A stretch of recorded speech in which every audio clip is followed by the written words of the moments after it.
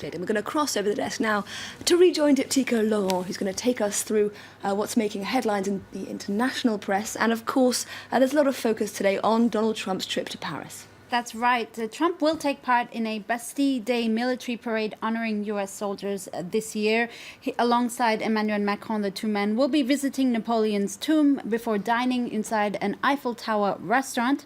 Macron invited him in the hopes, at least according to The Guardian, of styling himself as Trump's new straight-talking best friend on the international stage. USA Today is wondering if this visit aims to make the Franco-American relationship great again. Once again, we see a lot of papers using that infamous catchphrase from Trump. And the men may have a well-documented love-hate relationship, but this visit is mutually beneficial. That's right. They do have a sort of I love you, I hate you relationship. But the Washington Post explains that Trump only agreed to this Paris trip because he was promised a military parade complete with fighter jets, horses, and military equipment. I quote, the sort of spectacle that he wanted to stage at his own inauguration back in January and visibly couldn't. Both Macron and Trump are alpha males, according to Politico. So it's no surprise that both of them are hoping this visit will sort of help them stamp their power as relatively new leaders on the global stage. Remember that bone-crushing handshake between Trump and Macron a few months ago that made headlines? Well, this time, Politico says the meeting will be more cooperative as the two men are expected to discuss important issues like the fight against terrorism.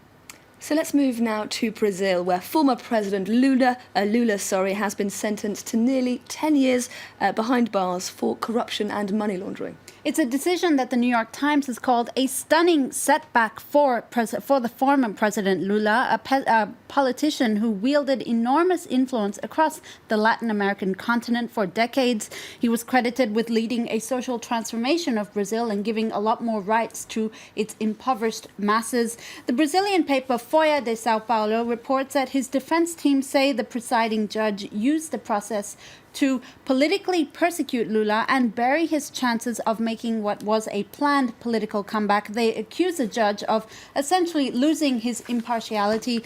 He's not getting a lot of support, though, former President Lula in the Brazilian press.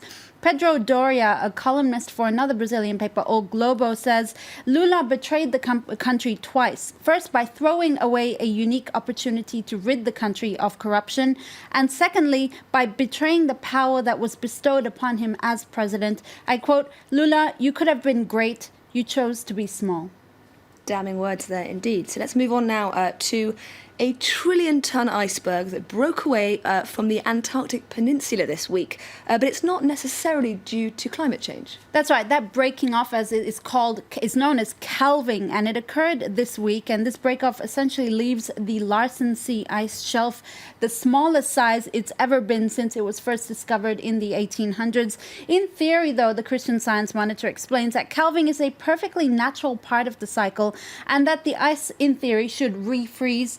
The ice shelf was already floating, so its break doesn't really affect rising sea levels either.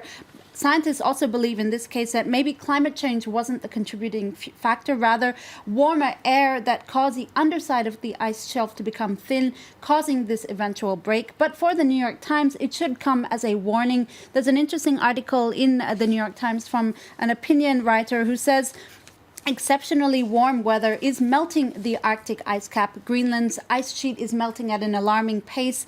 The writer's message is this: if we don't simply rein in carbon dioxide emissions, it's impossible to even envisage what kind of world we'll be living in, at least for future generations.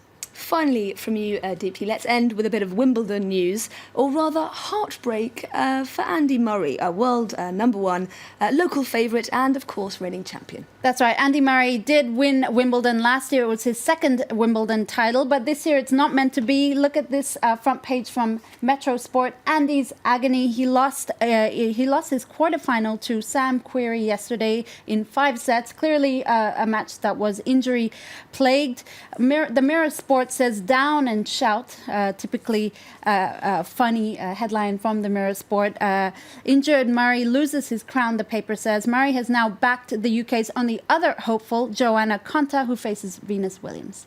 And I'm pleased you chose this one, Dipti. Murray has also become something of a hero for a post-match interview he gave yesterday. That's right, a hero for correctly correcting what some people call casual sexism from a reporter. Basically, the reporter in that post-match interview said that Sam Querrey is now the first U.S. player to reach the semi-finals in a Grand Slam since 2009, to which Murray gently corrected him, saying the first male player, because we all know on the ladies' side that the Williams sisters have been dominating women's tennis for several years now. Good on Andy Murray. Absolutely. 3 cheers for Murray. Thank you very much, Deepti, for that spin through the international press.